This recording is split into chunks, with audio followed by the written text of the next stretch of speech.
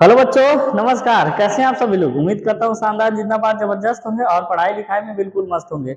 मैं कृष्णा सर आप सभी का स्वागत करता हूँ आपके इस प्यारे से प्लेटफॉर्म पे जिसका नाम है यूनिक स्टडी विद कृष्णा में। तो बच्चों, हमने जो है 50 दिन 50 मैराथन सीरीज का टोटल जो है 17 लेक्चर कंप्लीट कर लिया है। और आज हम लोग करेंगे इस मैराथन सीरीज का लेक्चर नंबर 18। ठीक है, इस तरीके से 50 लेक्चर आएगा, है ना। 17 कंप्लीट है और 18वां आज है। तो आज हम लोग एक नया अध्याय शुरू करेंगे, अध्याय 7। अध्याय 7 है क्या? निर्देशांक ज्यामिति, इसको बोलते हैं कोऑर्डिनेट ज्योमेट्री। इसका ये भाग नंबर 1 होगा। आज बिल्कुल इस चैप्टर का आगाज होगा। ठीक है, ये छोटा चैप्टर है, बहुत जल्दी 3 क्लास के अंदर ही सिमट जाएगा। बिल्कुल हम लोग एक एक सवाल को 3 क्लास के अंदर निपटा देंगे। ठीक है, तो आइए पढ़ते हैं, समझते हैं निर्देशांक ज्यामिति क्या है, एकदम मजेदार तरीके से, बहुत बढ़िया से, ध्यान से। ठीक है, ध्यान दीजिएगा, हम कुछ चीजें पहले पूछेंगे, बताएंगे, और किताब कॉपी बिल्कुल बंद कर दीजिए। सिर्फ जो बोलेंगे वो सुनिए, एवं दिमाग में ही सारी चीजें अभी उतारते हैं। ठीक है, अब देखिए, सबसे पहले कक्षा 9 तो आप लोग गड़बड़ा दिए होंगे, कुछ लोग होंगे जो पढ़े होंगे, लेकिन अक्सर करके 80% लोग 9th को सीरियस नहीं लेते हैं।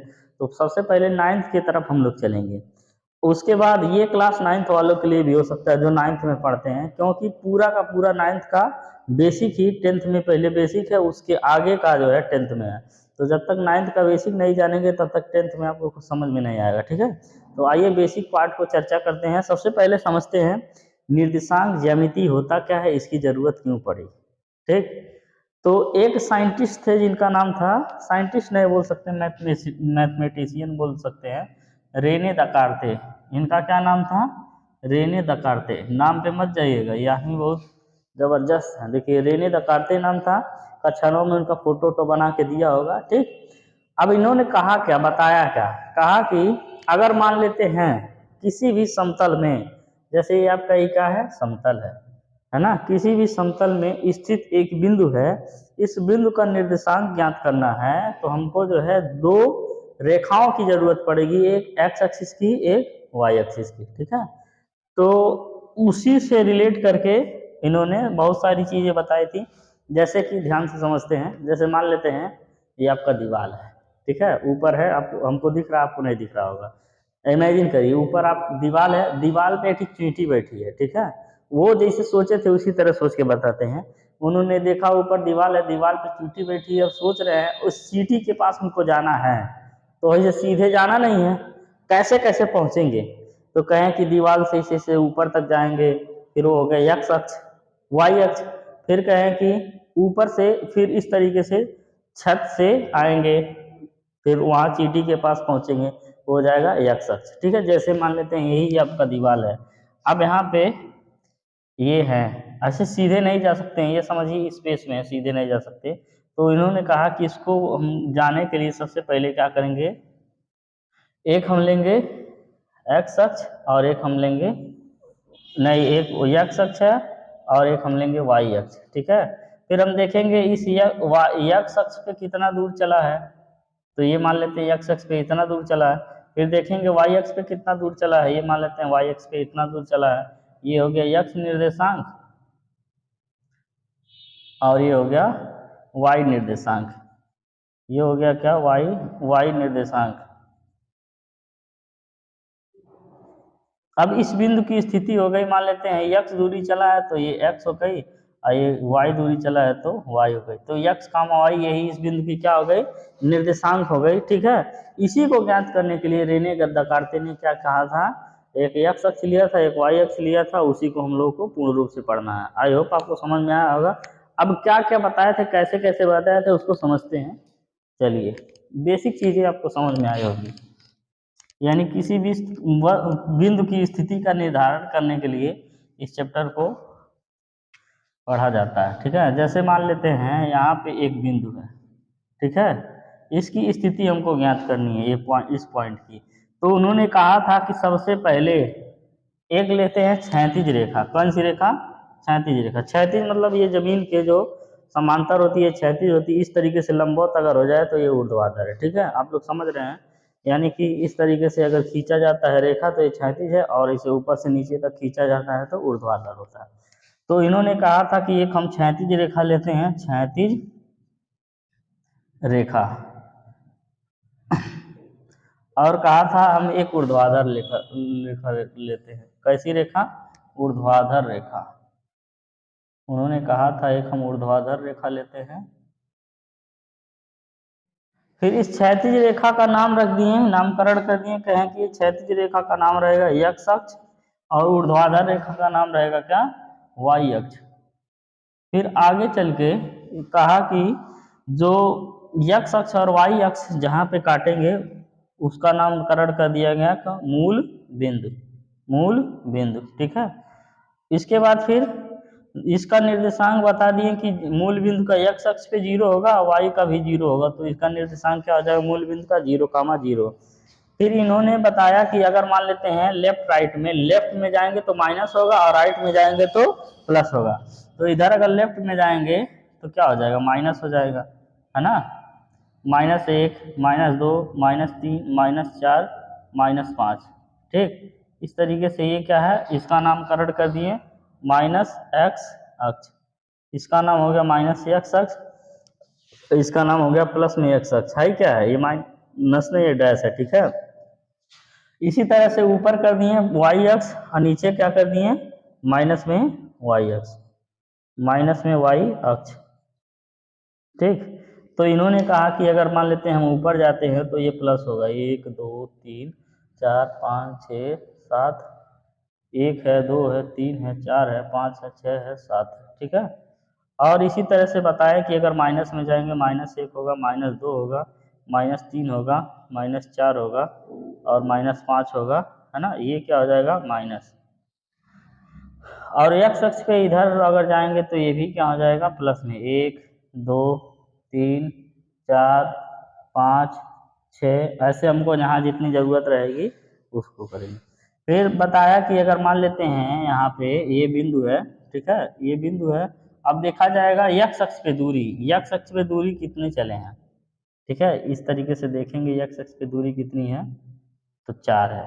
1 2 3, 1 2 3 4, तो 4 चले। और y अक्ष पे कितना चले? ये y अक्ष है बना रहे हैं, तो y अक्ष पे 5 तक चले हैं और x अक्ष पे कितना चले हैं? 4 तक। तो इसी का निर्देशांक क्या करते हैं? पहले x को लिखते हैं 4 और उसके बाद फिर y को लिखते हैं कितना? 5, 4, 5, है ना। तो यही क्या है? इस बिंदु का निर्देशांक है 4, 5। अब होता क्या है, जैसे जो x अक्ष रहता है या x अक्ष पे चली गई दूरी, इसको बोलते हैं क्या? भुज। ठीक, अब जो y अक्ष पे चली गई दूरी होती है इसको बोलते हैं क्या? कोटि। तो इस तरीके से इसका एक और नामकरण कर दिया जाता है, भुज कामा कोटि। भुज कामा कोटि, पहले भुज लिखाता है फिर कोटि लिखाता है। यानी भुज क्या है? x का निर्देशांक, x का निर्देशांक, फिर इसके बाद कामा कोटि क्या है? y का निर्देशांक, y का निर्देशांक। ठीक, यानी कि इसी को लिख सकते हैं क्या? x कामा y। इतनी चीजें बता दिए, सब समझिए। x कामा y इसका मेन नोटेशन है। ठीक है। और यहाँ पे इस सवाल में यह 4 है, यहाँ पे क्या है? 5 है, तो 4, 5 है। x के बदले 4 और y के बदले 5। अब यहाँ से ये क्या है? भुज है, ये कोटि है। यानी ये क्या है? ये मान लेते हैं जो दूरी चला गया वो x है और यहाँ से मान लेते हैं जो दूरी चला गया है वो y है। तो उसी की वजह से x कामा y आ गया। इस बिंदु का निर्देशांक आपको मिल गया। अब समझते हैं इस बिंदु का निर्देशांक हम लिखे हैं, दोनों प्लस प्लस क्यों लिखे हैं, माइनस में क्यों नहीं लिख दिए। अगर मान लेते हैं एक ही है -2, एक ही है 5, अभी का होगा, इसका कहाँ निर्देशांक बनेगा? तो -2 मतलब x अक्ष इधर है, -2 और 5 क्या है? इधर, तो ये इधर बन जाएगा इस तरीके से। ठीक है। तो ऐसे हम समझेंगे कि कब जो है किस चतुर्थांश में जाएगा। फिर इन्होंने आगे जो बताया था वो कहे थे कि अगर मान लेते हैं जो x अक्ष है और जो y अक्ष है, ठीक है, x अक्ष और y अक्ष जब कटते हैं तो मूल बिंदु पे काटते हैं और ये इस तल को 4 भागों में विभाजित कर देते हैं। कितने भागों में? 4 भागों में। तो प्रत्येक को कहते हैं चतुर्थांश। तो ये कौन सा हो जाएगा? प्रथम चतुर्थांश हो जाएगा क्या? प्रथम चतुर्थांश। इस तरीके से ये वाला कह दिए थे उन्होंने द्वितीय चतुर्थांश, द्वितीय चतुर्थांश। एकदम हम लोग बेसिक पढ़ रहे हैं, ठीक है। अब ये क्या हो जाएगा, तृतीय चतुर्थांश। फिर ये क्या हो जाएगा, चतुर्थ चतुर्थांश। चतुर्थ चतुर्थांश यानी कि ये तल हमारा क्या हो गया, चार भागों में विभाजित हो गया, उसको बोलते हैं प्रथम चतुर्थांश, द्वितीय चतुर्थांश, तृतीय चतुर्थांश, चतुर्थ चतुर्थांश। अब आगे चलिए समझते हैं। तो ये पूरा जो तल बन के आता है इसको बोलते हैं क्या, वो क्या नाम है, कार्तीय तल। कार्तीय तल, या तो इसको बोलते हैं निर्देशांक तल। कार्तीय तल या तो निर्देशांक तल। अब ये निर्देशांक ज्यामिति क्या है, यही जो पूरी की पूरी संरचना बनी है इसी को बोलते हैं निर्देशांक ज्यामिति, और ये है निर्देशांक बिंदु, ठीक है। तो आई होप आपको ये सब समझ में आ रहा होगा। अब हम एक चीज और समझते हैं, किस चतुर्थांश में अगर मान लेते हैं इसे लिख दिए 0,3, ये इसका डायग्राम कहाँ बनेगा, मान लेते हैं -3, लिख दिए। अब इसका कहाँ पे निर्देशांक बनेगा, मान लेते हैं लिख देते हैं 2, -5, इसका निर्देशांक कहाँ बनेगा। तो इसको पहले हम समझ लेते हैं किस चतुर्थांश में बनेगा, वो चीज़ समझना जरूरी है। तो अगर ध्यान से देखेंगे कि जो पहला चतुर्थांश है इसमें यक्स हमारा क्या है, यक्स धनात्मक है कि नहीं है, बिल्कुल है। तो यहाँ पे जो आपका होगा प्लस, और वाई देखिए ये वाई है, ये पूरा चतुर्थांश वाई से घिरा है और यक्स से घिरा है, यक्स भी प्लस में है और वाई भी क्या है, प्लस में है।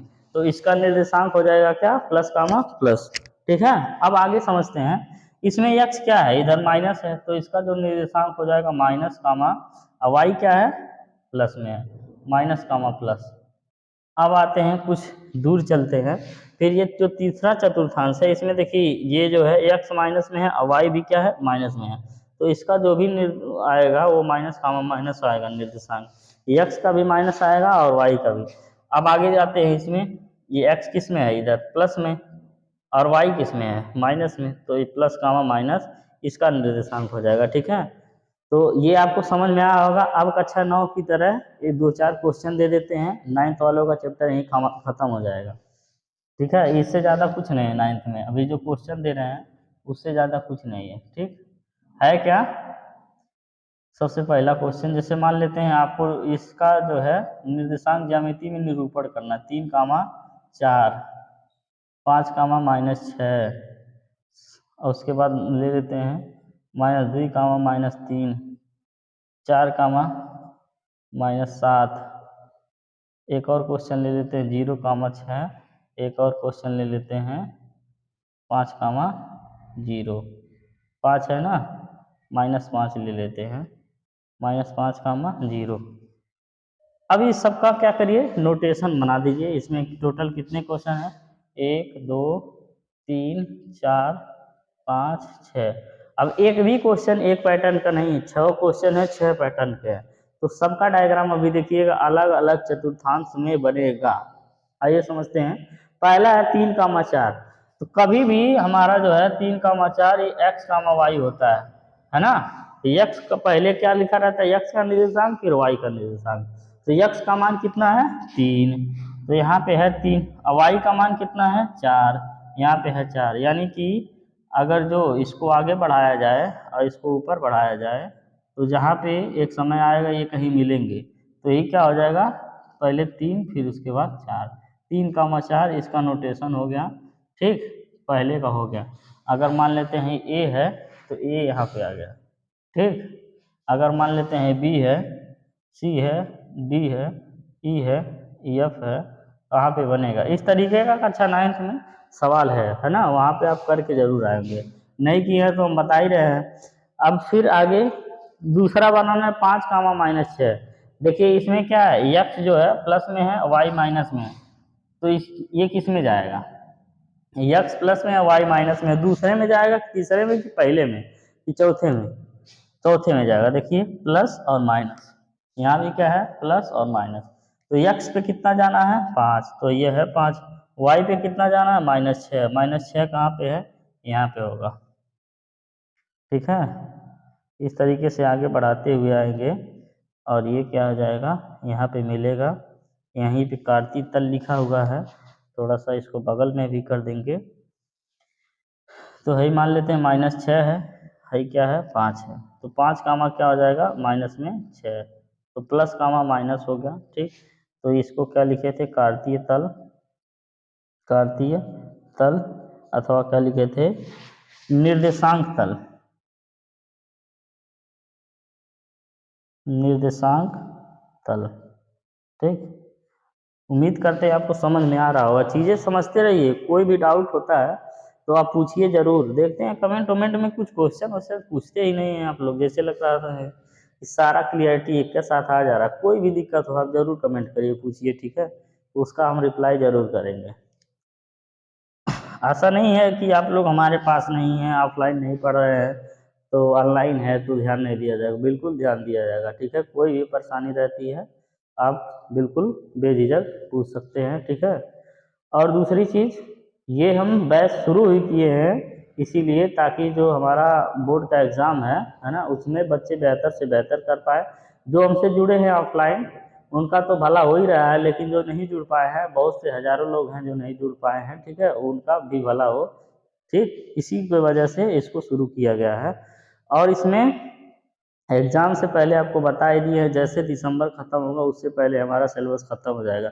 अभी बीच में थोड़ा सा गड़बड़ हुआ था क्योंकि तबीयत ख़राब था और शादी विवाह वाला भी माहौल था, इधर उधर जाना पड़ गया, लेकिन अब सुधार आ गया है और एक एक क्लास आपका डेली आता रहेगा। इसको ध्यान से पढ़ के जब मेरा सिलेबस ख़त्म होगा तभी आप अपना भी सिलेबस ख़त्म कर दीजिए दिसंबर तक, ठीक है, ताकि जनवरी में हम लोग को सिर्फ इम्पॉर्टेंट क्वेश्चन करना रहेगा। बढ़िया बढ़िया क्वेश्चन लेके आएंगे, 2018 से लेके 2024 तक जितने क्वेश्चन पूछे रहेंगे उसको हम छांटेंगे। एक चैप्टर का 1-2 घंटे 3 घंटे का क्लास लेके एक चैप्टर के जितने क्वेश्चन आ रहेंगे एक दिन में कवर किया जाएगा। इसी तरीके से मेहनत अभी बहुत करना है, पहले ख़त्म तो होने दीजिए मैराथन ये सीरीज, उसके बाद आप देखिए तो तहलका हम लोग भी मचाएंगे। हम लोग किसी से कम थोड़ी ना है, ऐसा थोड़ी ना है कि जो डिजिटल बोर्ड लिए हाई फाई प्रोफाइल वाले हैं वही तहलका मचाएंगे, हम लोग भी मचाएंगे। ठीक है, जितना है उसी में बेस्ट किया जाए, जो नहीं उसके पीछे नहीं मरना है। ठीक, चलिए आइए अब सवाल करते हैं। अब हमारा क्या है, सी बताएंगे कहाँ पे है, बी तो आपको मिल गया, सी कैसे पता करेंगे। देखिए लिखा है -2 कामा -3, माइनस का मतलब है यहाँ पे ये है माइनस दोनों, है कि नहीं, -2 और -3। -2 कहाँ पे, यक्स का पहले देखेंगे -2 और 3 क्या है -3 यहाँ पे है, इसको आगे बढ़ाएंगे। ठीक, तो ये है -2 कामा -3, ये कौन सा पॉइंट हो जाएगा सी। ठीक है, अब डी क्या है 0 कामा, नहीं डी यहाँ पे 4 कामा -7, तो पहले प्लस होगा फिर माइनस, तो 4 कामा -7। अब देखिए थोड़ा सा हम आपको एक क्या मॉडल का 2 क्वेश्चन दे दिए हैं, -4 लिखिए और कामा प्लस में 7 लिखिए, क्योंकि ज़्यादा क्वेश्चन ज़्यादा मॉडल का नहीं, हर एक मॉडल का रहना चाहिए। ठीक, तो -4 और प्लस, माइनस और प्लस इसी में आएगा ना, तो -4 कहाँ पे है, -4 यहाँ है, और क्या है 7, 7 कहाँ पे है, यहाँ पे है, तो ये 4 की तरफ बढ़ाएंगे, है 7 की तरफ बढ़ाएंगे। ठीक, ये पूरा आपका 7 हो रहा है और ये आपका क्या हो रहा है 4 हो रहा है, तो क्या हो गया -4 कामा 7। इस तरीके से ये कौन सा पॉइंट हो गया, ये कौन सा पॉइंट हो गया डी, यानी कि डी क्या मिला है, माइनस होता है और प्लस होता है, माइनस कामा प्लस है। अब आगे क्या है हम लोग पढ़ेंगे ई, ई का नोटेशन आप नहीं बता पाएंगे, ध्यान से बताइए कहाँ होगा। ई का नोटेशन देखिए कहाँ होगा, इसमें एक्स अक्ष को 0 लेना है, एक्स अक्ष पे हमको कहीं लेना ही नहीं है। ठीक है, वाई अक्ष को क्या लेना है 6, सिर्फ ये वाई अक्ष पे होगा, वाई अक्ष पे 6 कहाँ पर है, यहाँ पे है, इसका निर्देशांक यही हो जाएगा, इसी एक्स पे कितना 0 कामा 6, क्योंकि एक्स अक्ष पे हमको चलना ही नहीं है, एक्स पे क्या है 0 है, तो 0 यही होता है। ठीक, सिर्फ हमको कितना चलना है वाई पे 6 चल देना है, वही इसका निर्देशांक हो जाएगा, यानी यही कि ई है। अब एफ वाला क्या है देखिए, एक्स में हमको जाना है लेकिन वाई पे हमको बिल्कुल नहीं जाना है, क्योंकि वाई पे क्या है 0, तो एक्स पे कितना जाना है माइनस में 5, तो यहाँ चलते -1 -2 -3 -4 और -5, तो ये हो जाएगा -5 कामा 0। ठीक है, तो इस तरीके से क्या है ये हो गया। चलिए समझ में आ रहा है ना? बिल्कुल आना चाहिए। अब ये कक्षा 9th वाले भी पढ़ सकते हैं, अगर सुन रहे होंगे उन तक पहुंचा सकते हैं आप लोग, ठीक है। तो ये 9th 10th दोनों के लिए, अभी 9th का समाप्त हुआ, अब हम 10th पे आते हैं। अब हमारे मेन सिलेबस को पढ़ना है, तो इसको मिटाते हैं। एक बार आपसे बता देते हैं इसको थ्योरी कैसे लिखा जाता है। लिखवाने का समय नहीं है और कोई ज़रूरी भी नहीं है, बस समझ लीजिए। होता क्या है, किसी भी बिंदु की स्थिति ज्ञात करने के लिए एक क्षैतिज और एक ऊर्ध्वाधर रेखाओं की आवश्यकता पड़ती है। क्षैतिज रेखा को x अक्ष और ऊर्ध्वाधर रेखा को y अक्ष कहते हैं, इतना लिख लेंगे। और दूसरा चीज, ये क्षैतिज रेखा और ऊर्ध्वाधर रेखा जहाँ पे काटती हैं उसको मूल बिंदु कहते हैं। मूल बिंदु का निर्देशांक 0,0 होता है। क्षैतिज रेखा और ऊर्ध्वाधर रेखा इस कार्तीय तल को 4 भागों में विभाजित कर देती हैं। प्रत्येक भाग को चतुर्थांश कहते हैं।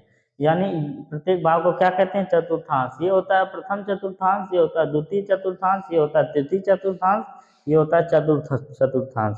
प्रथम चतुर्थांश में निर्देशांक हमेशा प्लस कामा प्लस में रहता है, और द्वितीय चतुर्थांश में निर्देशांक माइनस कामा प्लस का होता है। तृतीय चतुर्थांश में निर्देशांक माइनस कामा माइनस में आता है, और चतुर्थ चतुर्थांश में निर्देशांक प्लस कामा माइनस में आता है, प्लस कामा माइनस में आता है, ठीक है। तो इस तरीके से आप लोग लिखेंगे, हो जाएगा ना। अब आगे और क्या बताना है? हाँ, और ये क्या है, x अक्ष पर चली गई दूरी को भुज कहते हैं, y अक्ष पर चली गई दूरी को कोट कहते हैं। इस तरह से किसी बिंदु का निर्देशांक भुज कामा कोट अथवा x कामा y होता है, ठीक है। x का निर्देशांक किसको बोलते हैं? भुज को, और y को, कोट को y का निर्देशांक बोलते हैं। अब ये पूरा ज्यामिति जिस पे बनाया जा रहा है उसको कार्तीय तल अथवा निर्देशांक तल बोलते हैं, और ये बनी हुई जो भी आकृति है इसको निर्देशांक ज्यामिति कहते हैं, ठीक है। यही है, आप इसको लिखिएगा, जैसे भी लिख पाइएगा। वीडियो को रोक रोक भी लिख सकते हैं। चलिए अब आगे पढ़ते हैं। अभी तक तो क्लास 9th और 10th दोनों कंबाइन करके चल रहा था। अब जो है कक्षा 10 का एकदम प्योर चीज आएगा। सबसे पहला है दूरी सूत्र। दूरी सूत्र होता क्या है, इसको हम लोग पहले बनाते हैं, उसके बाद समझेंगे, फिर क्वेश्चन इस पे करेंगे। सबसे पहले क्या करिए, एक निर्देशांक ज्यामिति बना लीजिए जो अभी बनाए थे, ठीक है। तो अब आप लोग बताइए, है कैसी रेखा है? ऊर्ध्वाधर रेखा। और है कैसी रेखा है? क्षैतिज रेखा। क्षैतिज रेखा को क्या कहते हैं? एक्स अक्ष। ऊर्ध्वाधर रेखा को क्या कहते हैं? वाई अक्ष। अब ऊपर प्लस में वाई है, नीचे क्या होगा? माइनस में वाई अक्ष होगा। होगा कि नहीं बताओ? होगा। अब इसी तरीके से इधर क्या होगा? माइनस में एक्स अक्ष, ठीक। अब है क्या दूरी सूत्र? जैसे मान लेते हैं इसी कार्तीय तल में अभी एक बिंदु था।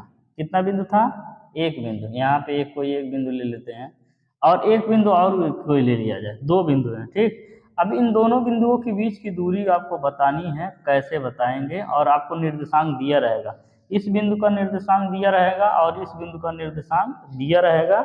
तो आपको इसके बीच की दूरी बतानी है, यही जो लाइन खींचे हैं इसी के बीच यही दूरी बतानी है।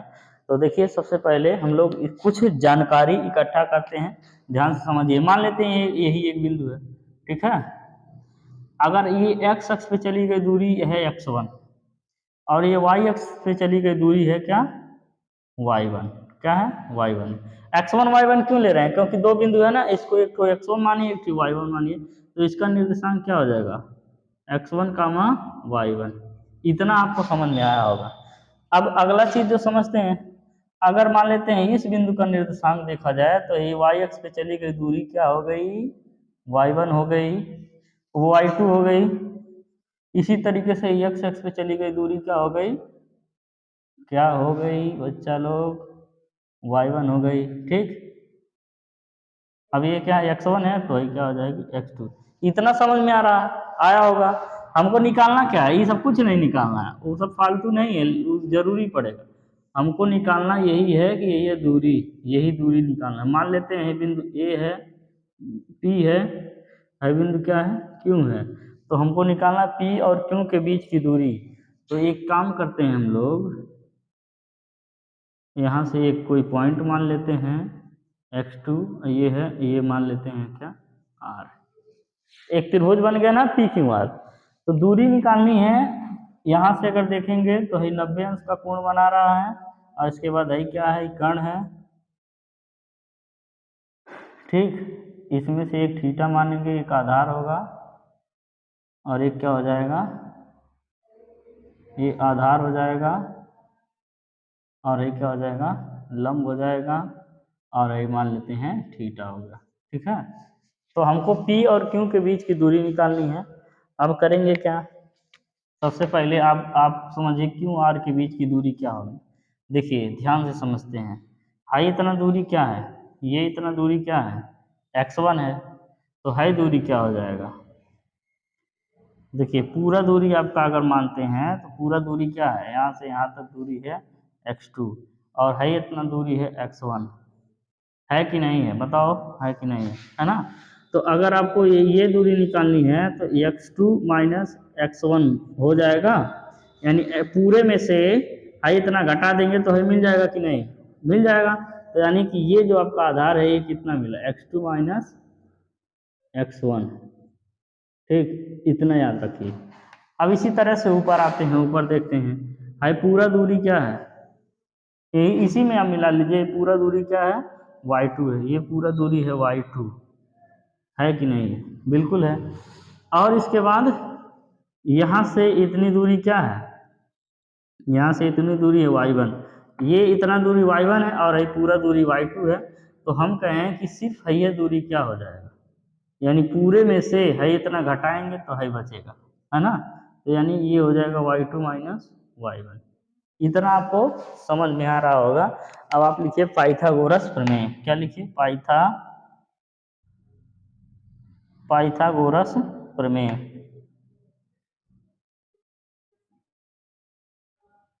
पाइथागोरस प्रमेय में होता क्या है, लंब का स्क्वायर प्लस आधार का स्क्वायर, आधार का स्क्वायर बराबर क्या होता है, कर्ण का स्क्वायर, बराबर क्या होता है, कर्ण का स्क्वायर, ठीक।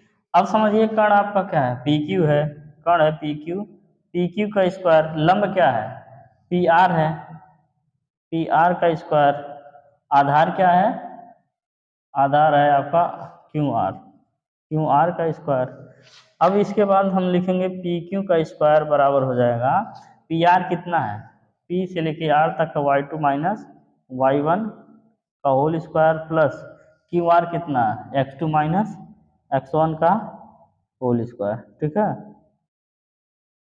ये हो गया। अब इस से कर्ली हटेगा तो क्या हो जाएगा, स्क्वायर हटेगा तो इधर कर्ली लग जाएगी, ठीक। अब देखिए इसको इस शुद्ध रूप में लिख देते हैं, पहले x1 x2 लिख लीजिए, प्लस है तो आगे पीछे कर सकते हैं, x2 माइनस x1 का होल स्क्वायर और प्लस y2 माइनस y1 का होल स्क्वायर, ठीक। ये आपका क्या बन गया, यही फार्मूला है, यही क्या है, फार्मूला है। समझ में आया, यानी कि अगर किन्हीं भी दो बिंदुओं का निर्देशांक आपको दिया रहे x1 कामन y1 और x2 कामा y2, ठीक है, तो उसके लिए जो दूरी सूत्र होगा वो क्या है, x2 माइनस x1 का whole square plus y2 minus y1 का होल स्क्वायर, इसी को बोलते हैं क्या, दूरी सूत्र, ठीक। वो दर्पण वाला दूरी सूत्र नहीं है, ये दूरी सूत्र है मैथ वाला, ठीक है, उसमें भी पढ़ा रहे हैं दूरी सूत्र, उत्तल लेंस और अवतल लेंस का।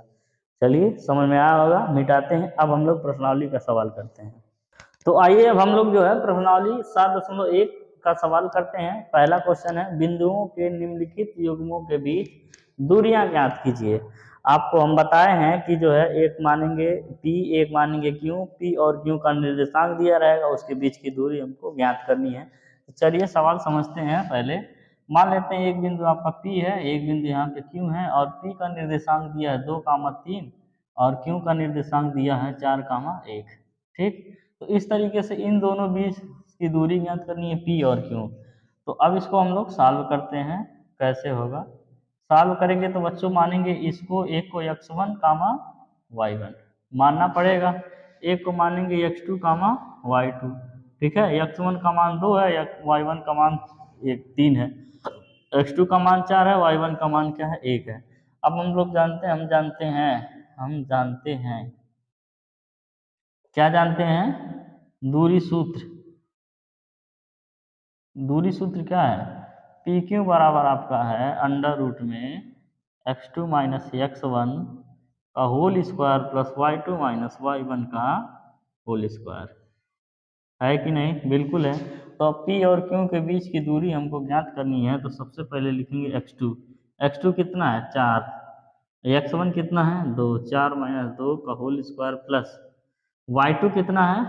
वाई टू है 1 और वाई वन कितना है? 3 है। 1 माइनस 3 का होल स्क्वायर। अब आगे चलते हैं, 4 में से 2 गया 2, 2 का स्क्वायर।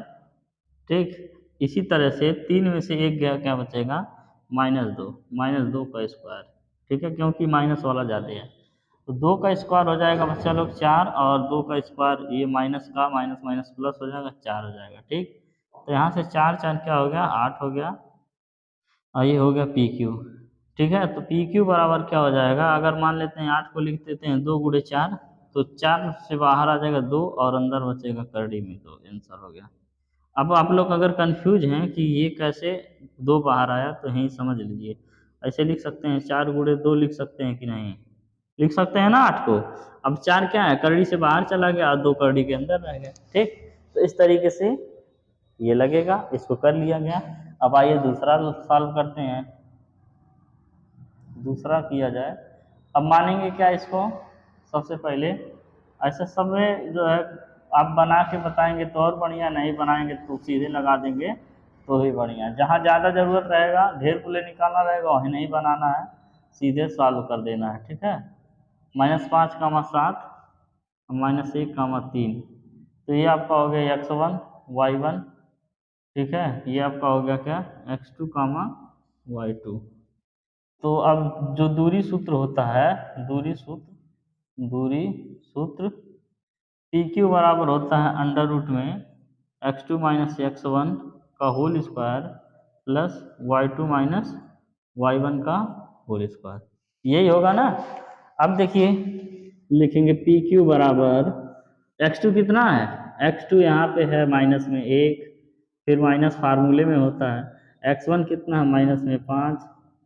ठीक, इसका होल स्क्वायर एक बार हमेशा करड़ी तो लगा ही रहेगा। अब फिर प्लस में y2 कितना है? y2 है 3, y1 कितना है? y1 है 7, 3 माइनस 7 का होल स्क्वायर हो गया। ठीक है, अब यहाँ से लिखेंगे p और q बराबर हो जाएगा -1 और माइनस माइनस हो गया प्लस में 5 का होल स्क्वायर प्लस 3 में से 4 गया, कितना बचेगा? 3 में से 7 गया -4 का स्क्वायर, यानी 7 में से 3 गया माइनस में बचेगा ना, क्योंकि 7 माइनस में है। अब यहाँ से हो जाएगा पी क्यू बराबर 5 में से 1 गया, कितना हो जाएगा? 4 का स्क्वायर और प्लस -4 का स्क्वायर। अब यहाँ से पी क्यू बराबर हो जाएगा 4 का स्क्वायर हो जाएगा कितना? 16 और प्लस माइनस में 4 का स्क्वायर माइनस माइनस प्लस 4 का स्क्वायर 16। तो यहाँ से पी क्यू बराबर कितना हो जाएगा? 16 दूना 32। 16 16 कितना हो गया? 32।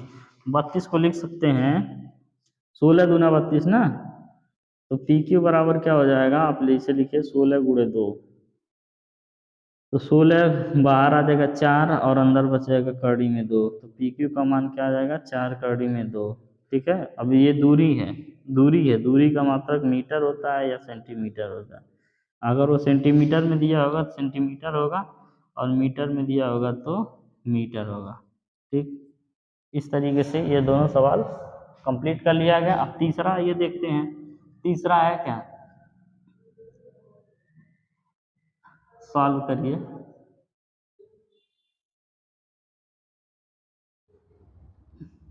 ए कामा बी, मान लेते हैं एक बिंदु आपका ये पी है और एक बिंदु आपका क्या है? क्यू है। इसका निर्देशांक ए और बी दिया है, इसका निर्देशांक -a कामा -b दिया है। आई मान लेते हैं एक्स वन वाई वन है। ठीक है, हाई क्या है? X two comma y two है। तो अब इसके बाद हम लोग लिखेंगे दूरी सूत्र। दूरी सूत्र, तो दूरी सूत्र क्या है? पी क्यू बराबर हो जाएगा अंडर रूट में X two minus X one का whole square plus Y two minus Y one का होल स्क्वायर। इतना होगा ना? अब क्या हो जाएगा, x2 कितना है, x2 है माइनस में ए और है माइनस में बी हो जाएगा, माइनस में ये ए भी हो जाएगा का स्क्वायर। देखिए कैसे, एक फार्मूले में माइनस है और इसका मान माइनस में है, हाई माइनस में दिया ही है, ठीक है, माइनस है। अब इसके बाद प्लस y2 कितना है, y2 का मान है माइनस में b, और y1 कितना है, y1 है माइनस b का होल स्क्वायर। अब यहाँ से हो जाएगा -2a square plus -2b square, ठीक, इसका होल स्क्वायर, 2b का होल स्क्वायर। अब ये 2 दूना कितना हो जाएगा, 4a स्क्वायर। अब यहाँ से कितना हो जाएगा, 2 दूना 4b स्क्वायर। अब 4 से अंदर कॉमन हो जाएगा, 4 कॉमन हो जाएगा a स्क्वायर प्लस में b स्क्वायर। एक को लाइन शार्ट काट लिखते हैं तो डरते हैं कहीं समझ में ना आए, इसलिए लिख देते हैं, नहीं तो सीधे 2 बाहर लिख रहे थे। 4 का फैक्टर क्या हो जाएगा, 4 का यहाँ से वर्गमूल हो जाएगा 2। अब इसके बाद ये ए स्क्वायर प्लस बी स्क्वायर, ए स्क्वायर प्लस बी स्क्वायर, ये हो जाएगा आंसर, ठीक। और ये किस में रहेगा, मान लेते हैं मीटर में होगा तो मीटर में, सेंटीमीटर में होगा तो सेंटीमीटर। आई बात समझ में, आ रहा है ना समझ में, बिल्कुल आसान चैप्टर है, 3 दिन के अंदर हम लोग इसको निपटा देंगे किसी भी हालत में।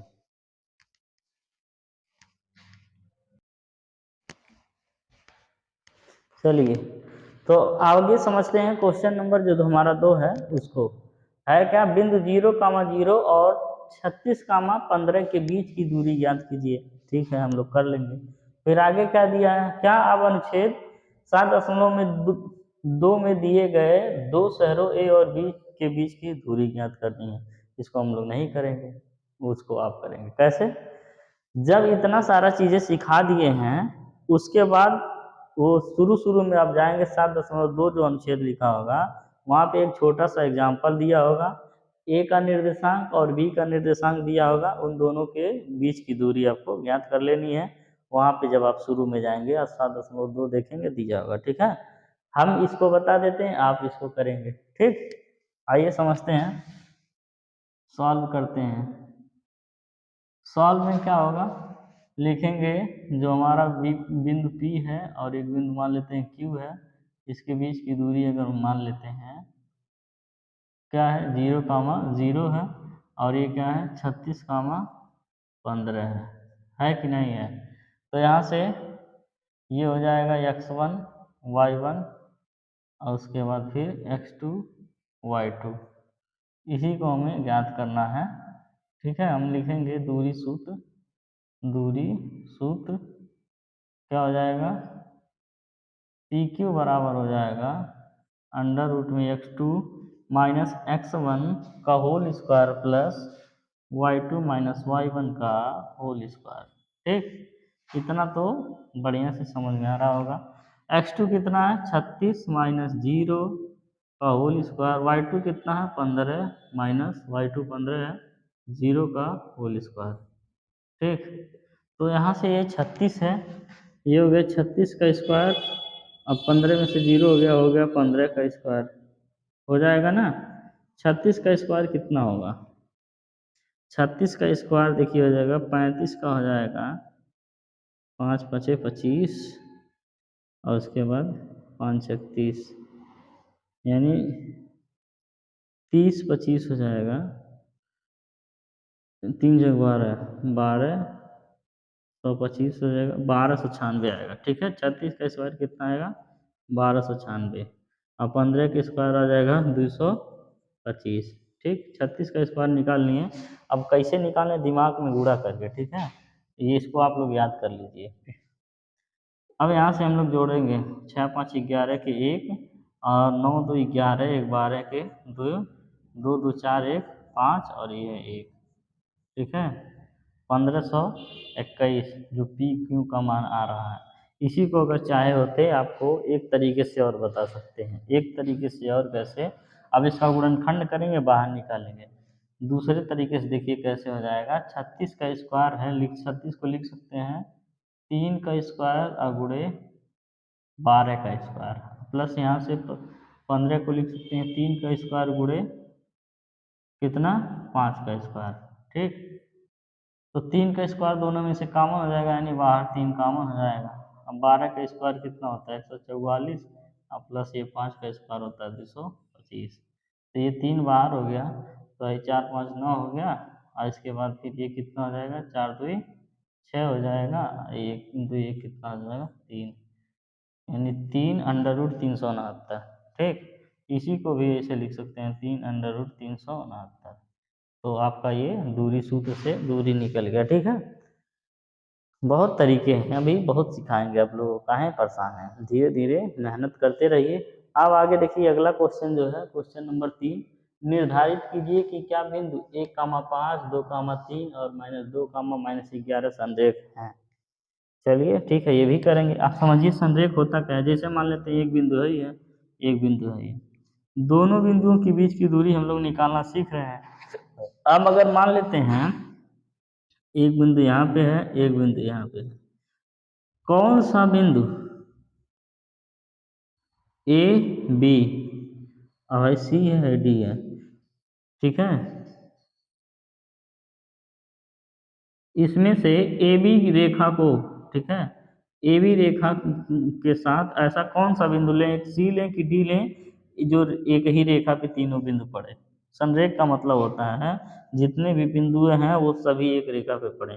बिंदु सी लेंगे कि बिंदु डी, तो इसका मतलब हम लोग क्या करेंगे, बिंदु डी लेंगे।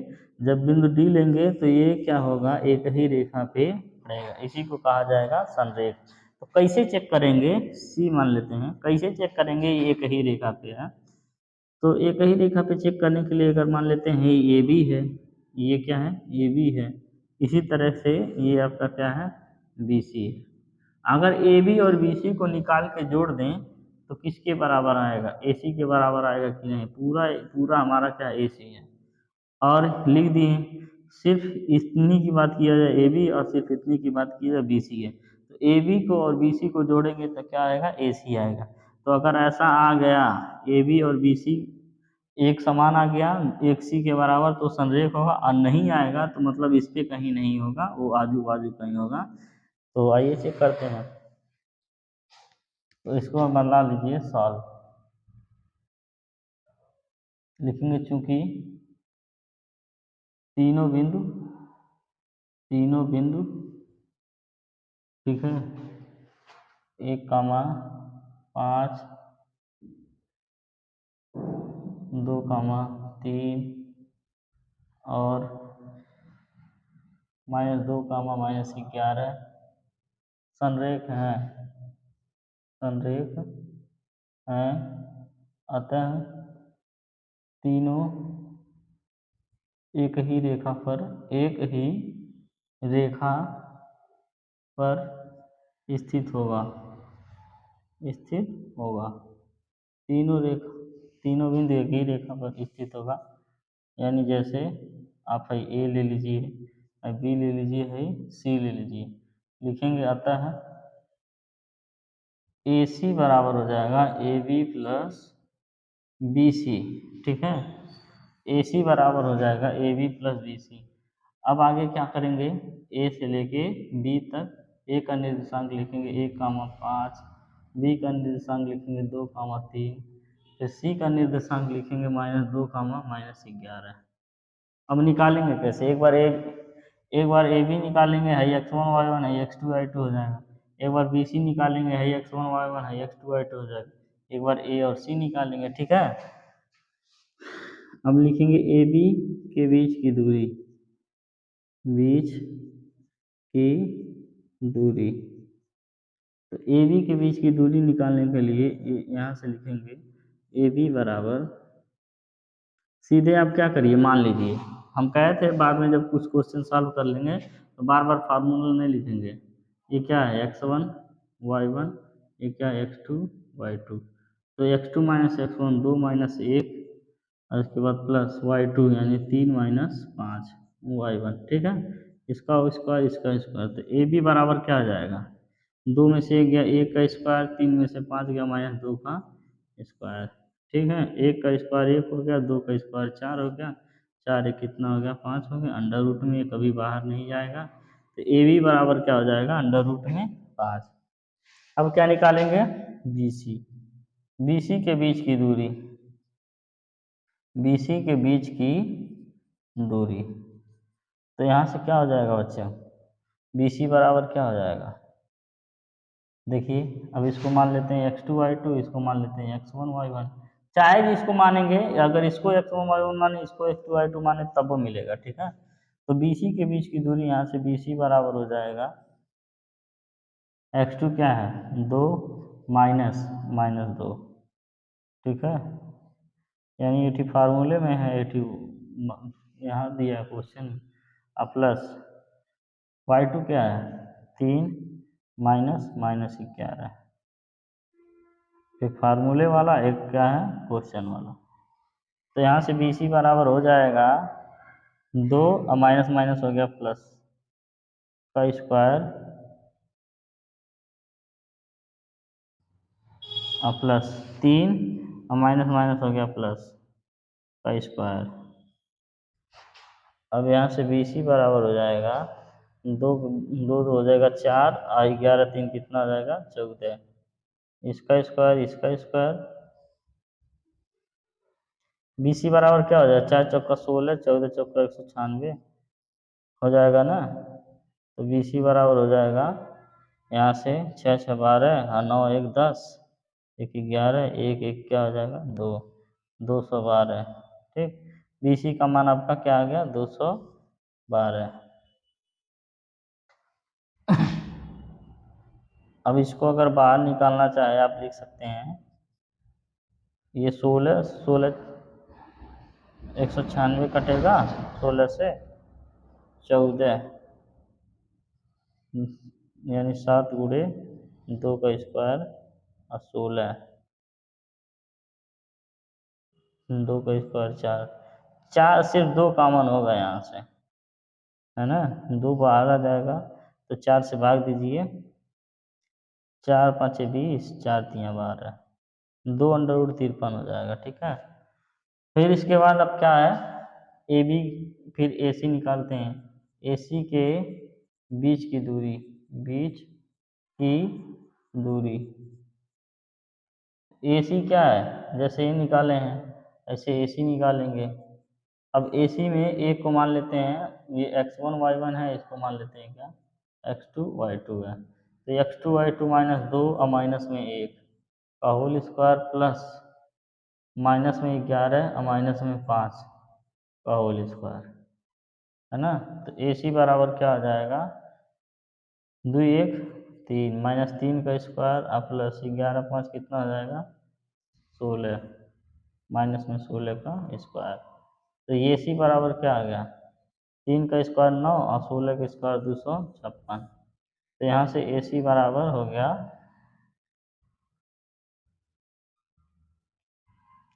9 6 15 के 5 5 1 6 और 2 265, ठीक है।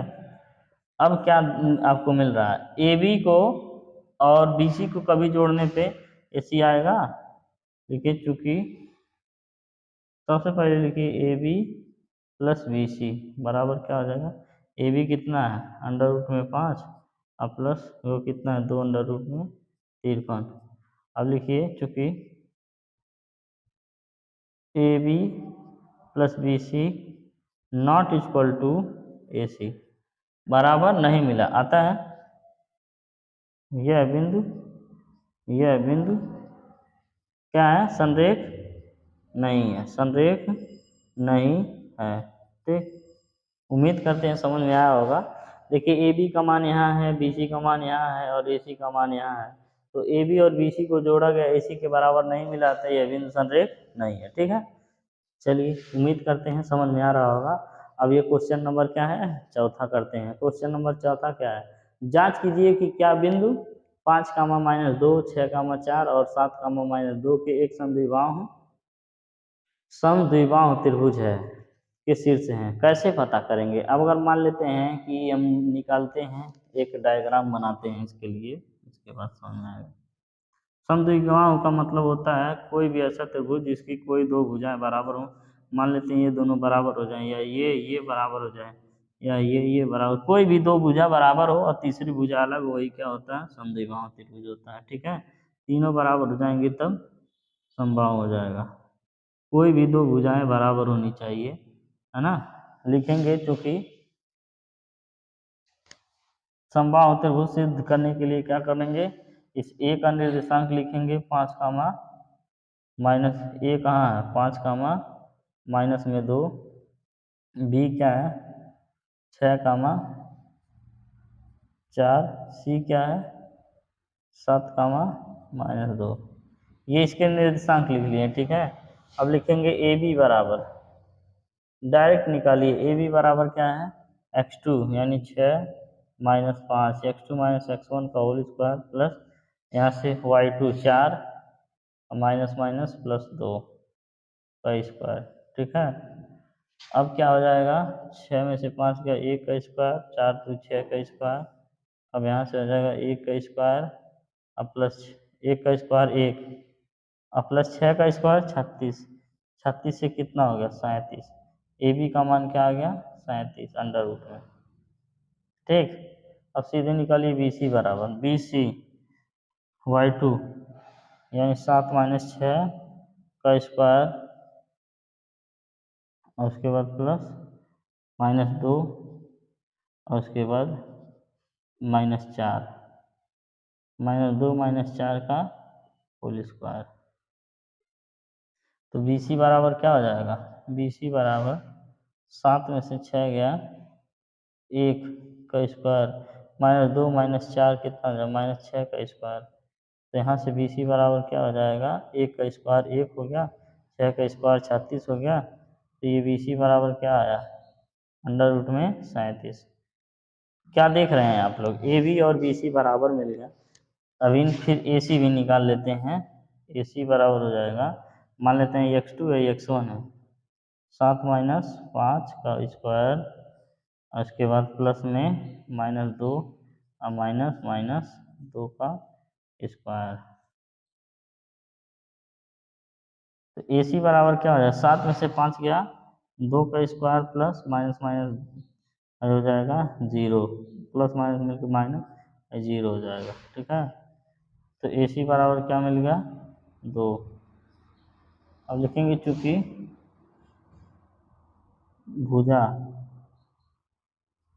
क्या है ए बी बराबर क्या है बी सी, यानी दो भुजा बराबर है, आता है यह है एक क्या है समद्विबाहु त्रिभुज है। ठीक है, अतः ये क्या है समद्विबाहु त्रिभुज, कैसे दो भुजाएं बराबर मिलके, एक ए बी और एक बी सी। ठीक है, ए सी क्या मिलेगा अलग मिलेगा, तो इस प्रकार से हमने इसको कर लिया बढ़िया से। ठीक है बच्चों, ये जो क्वेश्चन नंबर 4 था इसको हमने हंसी खुशी कंप्लीट कर लिया, और इसके बाद फिर जो आपका निर्देशांक ज्यामिति है उसका हमने परिचय पढ़ लिया। क्लास 9th 10th दोनों के लिए है, क्योंकि 9th में भी और 10th में भी है। फिर इसके बाद आगे की जो भी कहानी होगी, जो भी क्वेश्चन होंगे, उनको हम अगले क्लास में डिस्कस करेंगे। आज का क्लास यहीं पे हम समाप्त करते हैं, और आप लोग बहुत बेहतर तरीके से पढ़ाई लिखाई करते रहिए। और एक शिकायत ये भी है कि आप लोग को कोई डाउट रहता है तो आप लोग कमेंट सेक्शन में कमेंट करके पूछते नहीं है। ठीक है, कोई ज़रूरी नहीं है ऑफलाइन में अगर आप हमारे साथ पढ़ रहे हैं तभी आप कमेंट करिए से पूछिए। ठीक है, आप क्या है ऑनलाइन भी कमेंट करके पूछ सकते हैं, हम पूर्ण रूप से रिप्लाई आपको भी करेंगे। ठीक है, तो आज का कार्यक्रम यहीं पे समाप्त करते हैं। तो आप लोग मेहनत से पढ़ते लिखते रहिए, आपको दिसंबर तक हम ये पूरा मैथ कंप्लीट करवा देंगे। फिर उसके बाद हम लोग जनवरी से एकदम बिल्कुल इम्पॉर्टेंट क्वेश्चन का डिस्कशन करेंगे, जो भी 2018 से लेकर 2024 तक पूछे रहेंगे। ठीक है, तो हम आपके साथ हैं और आप भी हमारे साथ बने रहिए। कोई भी दिक्कत परेशानी आती है मिल के सॉल्व किया जाएगा। चलिए जाते जाते एक और शायरी आप लोगों को सुना देते हैं, मोटिवेशन कोट। ठीक है, तो ध्यान से सुनिए। आँखों में नींद बहुत है, आँखों में नींद बहुत है पर सोना नहीं है। ठीक है, क्यों सोना नहीं है, क्योंकि अभी बहुत कुछ सपने देखें उसको पूरा करना है। आँखों में नींद बहुत है, आँखों में नींद बहुत है पर सोना नहीं है, यही तो समय है कुछ करने का, इसे खोना नहीं है। चलिए आप लोग बढ़िया से पढ़ाई लिखाई करते रहिए, फिर हम लोग मिलते हैं कल एक नए क्वेश्चन और नए जुनून के साथ। तब तक के लिए आप सभी को धन्यवाद।